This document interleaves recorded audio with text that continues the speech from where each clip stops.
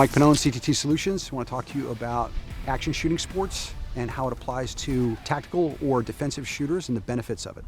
A big question that I get from folks that I train with and out in the field is how applicable is practical shooting or action shooting to combative shooters or defensive shooters? And it's tremendously beneficial because it's not a scenario. Okay, they confuse scenario-driven training with drills. Drills are exercises of a component skill or component skills.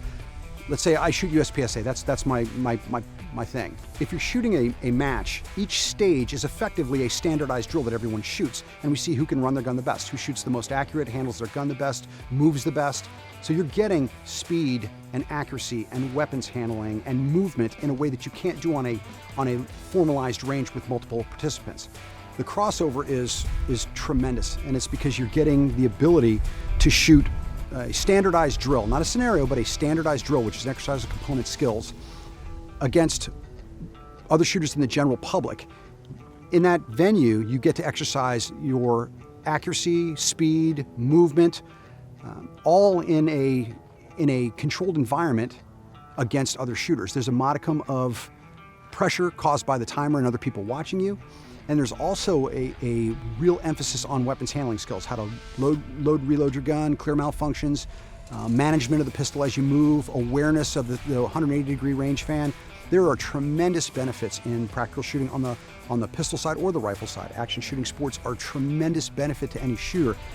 They were actively encouraged and supported when I was at JSOC for that very reason. We weren't worried about someone coming back with bad habits. The only habits that they were going to come back with were good shooting habits, being able to shoot faster and more accurately under at least a modicum of stress. So the biggest misnomer that I see are people think that it is a scenario, that each stage is a scenario, and then if I practice those scenarios, which they're not, they're drills, but if I practice that, then somehow in a combative engagement, I will depart cover, or I will drop magazines that are still mostly full. There's a whole host of complaints that people have. The problem is that they don't understand that this is a controlled environment and that it's not a scenario, it's not a judgment-driven exercise. It's actually an exercise of component skills. It's a standardized drill, and we do that drill to see how we fare against other shooters nationwide and sometimes worldwide.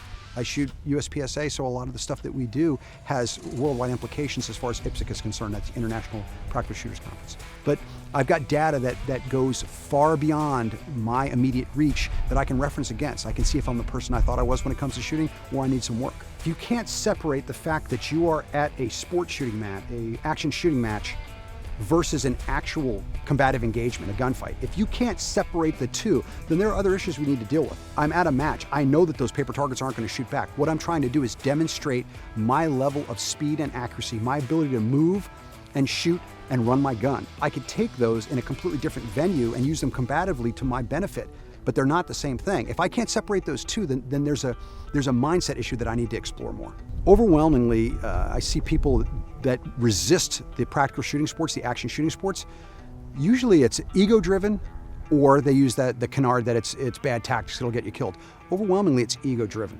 They don't want to go out there and they're a big fish in their pond, go to another pond and not be so big. And I can tell you that from experience. I've been beaten by a 65-year-old guy that came off oxygen, and a girl in little shorts and a Under Armour bra, both kicked my butt. And it reminded me that, you know what?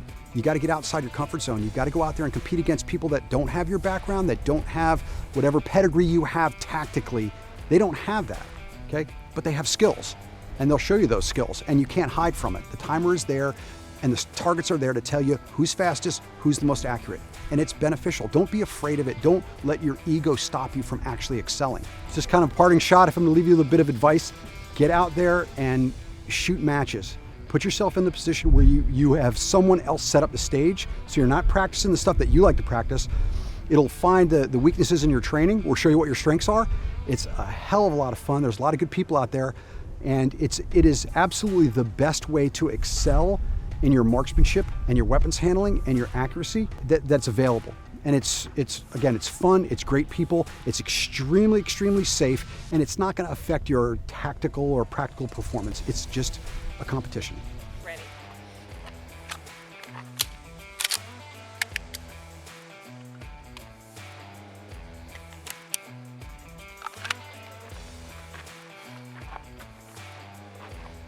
Shooter ready. Stand by.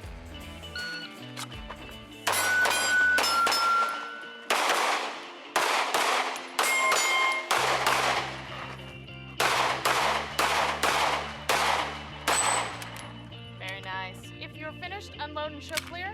Slide forward. Hammer down. Holster. Range is safe.